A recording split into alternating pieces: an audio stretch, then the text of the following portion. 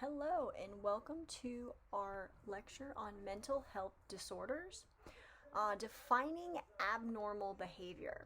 So, according to psychologists and psychiatrists, psychological disorders are marked by clinically significant disturbance in an individual's cognition, emotional regulation, or behavior. Disturbed or dysfunctional thoughts, emotions, or behavior are maladaptive.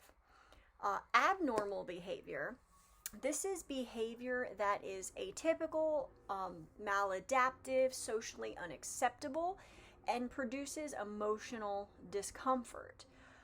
Four criteria are used to distinguish between normal and abnormal behavior. The first is deviant or atypical. The second is dysfunctional. The third is distressful or emotional distress. And number four is dangerous. The DSM, or the Diagnostic and Statistical Manual of Mental Disorders, lists the diagnostic criteria for almost 300 different mental health disorders. It lists 20 major categories of mental health disorders, but it does exclude how to treat a disorder. The reliability and validity for many of the diagnostic categories have really improved. There's been a lot of addition changes, if you will, or new versions that have come out, and they add more and more every time. DSM does not guarantee an accurate diagnosis in any way. Diagnosis usually involves subjective and personal bias. Symptoms may be listed as part of several different disorders. Negative effects of labeling may serve as sort of self-fulfilling prophecy and sort of create a social stigma. A leading cause of disability worldwide. Females are far more likely to have both mental health disorders and serious mental health disorders. Data shows that 22% of U.S. teens are likely to experience a mental health disorder with severe impairments or distress. On the screen, you'll see the 2018% of people reporting these specific disorders. So you'll see right at the top, the depressive disorder or bipolar disorder came in the highest at 9.3%. And the lowest, which is kind of shocking, is obsessive compulsive disorder at 1%.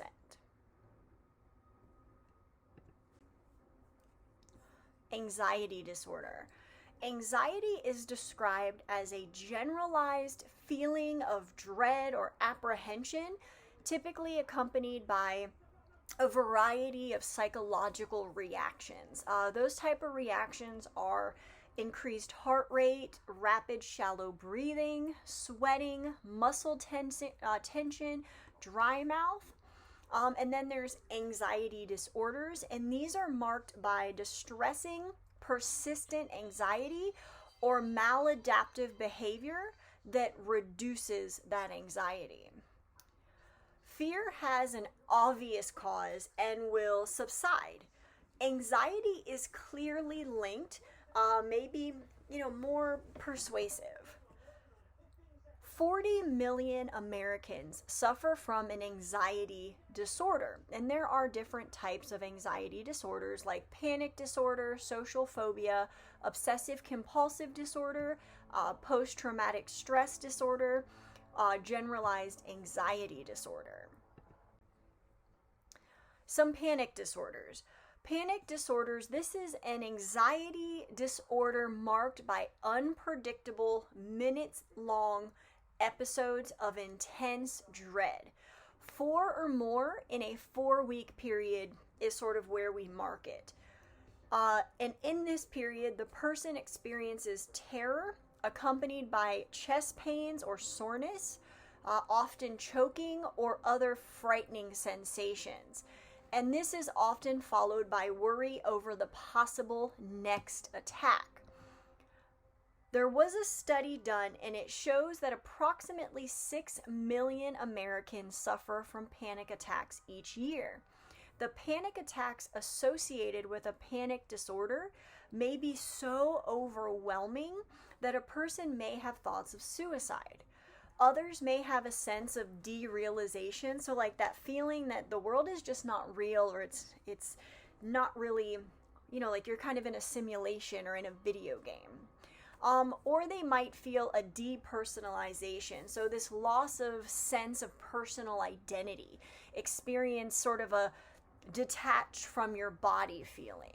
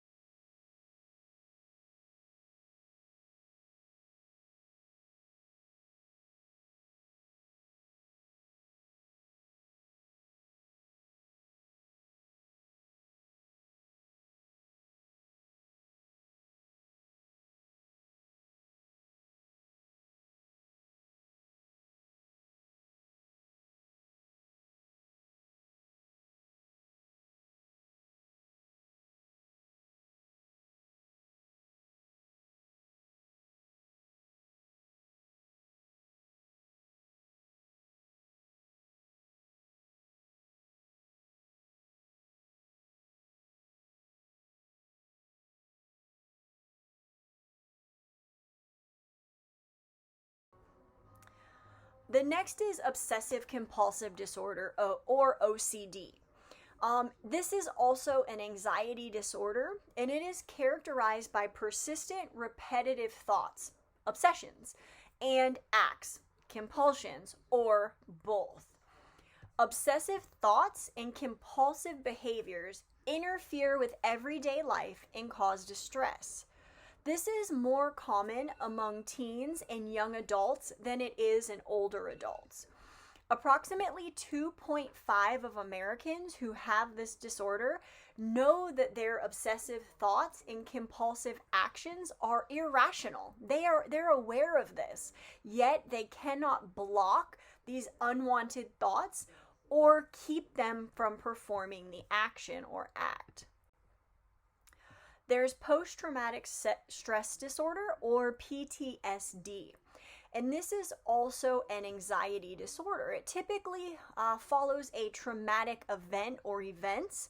It's characterized by haunted memories, nightmares, social withdrawal, jumpy anxiety, numbness of feeling, insomnia lingering for 4 weeks or more after the traumatic experience. Often affects battle-scarred veterans, 7.6% of those that saw combat and 1.4% of non-combat soldiers. Survivors of accidents, disasters, as well as violent or sexual assaults. 2/3 of prostitutes experience PTSD. Women are at a higher risk for developing PTSD, and per the DSM, PTSD develops after a person has experienced, witnessed, or been confronted with an event that involves actual threat of life, serious injury, intense fear, helplessness, or even horror. The primary symptoms are re-experiencing the event or flashbacks, avoidance of reminders of the event. This can be a smell, a sound, a place. Hypervigilance, so back to the wall, easily startled, irritable, very poor concentration. And then GAD, or general anxiety disorder. This is a chronic state of free-floating anxiety or worry that has persisted for at least 6 months. This is when a person is continually tense, apprehensive, and in a state of sort of, nervous system arousal, just out of control. And it occurs across a wide range of situations. It is not linked to a specific stimuli or a specific event. And per the DSM, 3 of the following symptoms have to be present for at least 6 months. The first, restlessness, feeling easily fatigued, poor concentration, irritable, muscle tension, and sleep disturbances.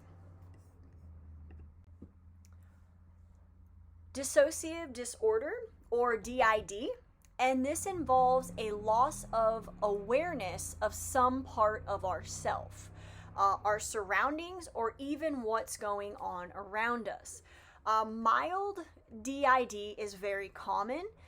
It involves the existence of 2 or more separate identities in the same individual. This is the most common of the DID. Each alter appears to have a specific function in the body. There are frequent blackouts or episodes of amnesia. They're very common in people with DID. The majority of people diagnosed with DID are women.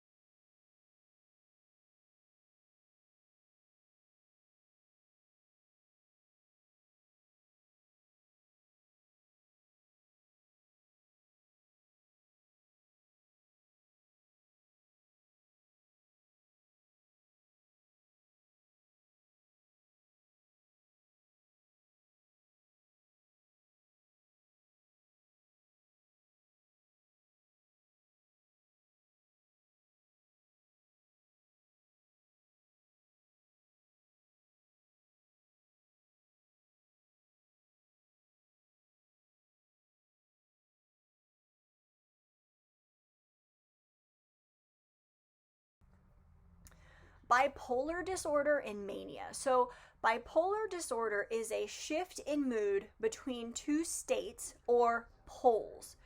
One shift is to a depressed state with symptoms very similar to those with major depressive disorder, and then one shift to a high or this euphoric state called mania, which involves a persistent elevated mood, increased activity, high energy, just everything is good to go.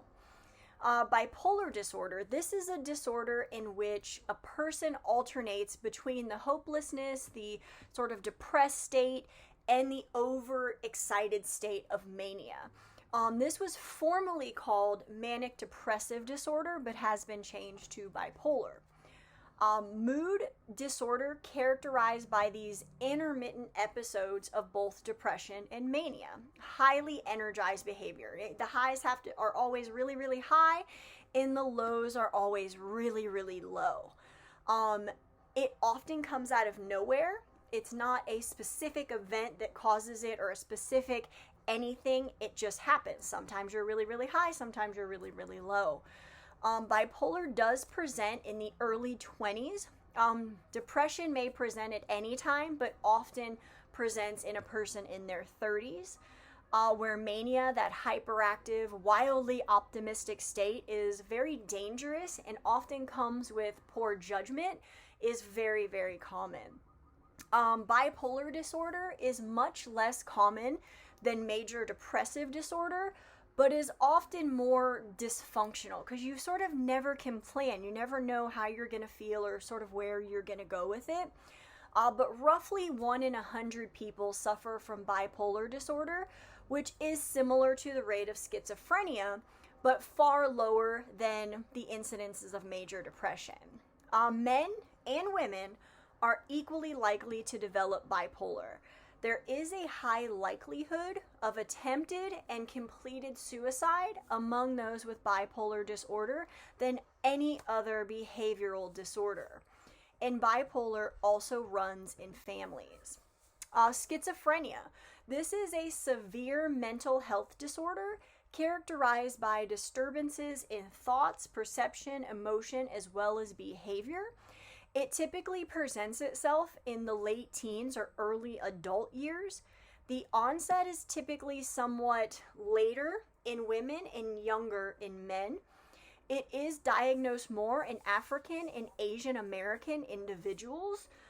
Most people with this condition can receive effective treatments that significantly reduce the symptoms and improve their overall function. Some common symptoms with schizophrenia: delusions, hallucinations, disorganized speech, and disordered behaviors.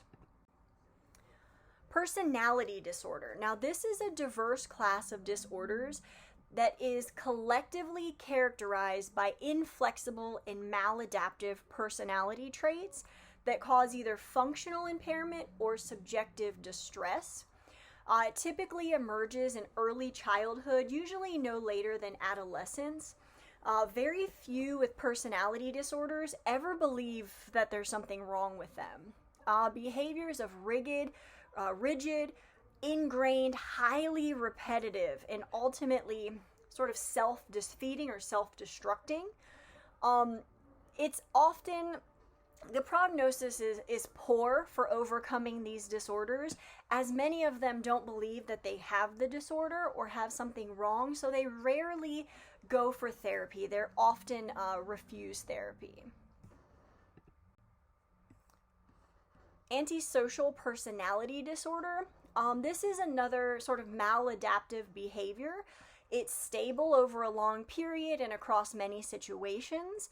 And there are different types of antisocial behaviors. We call them sort of clusters.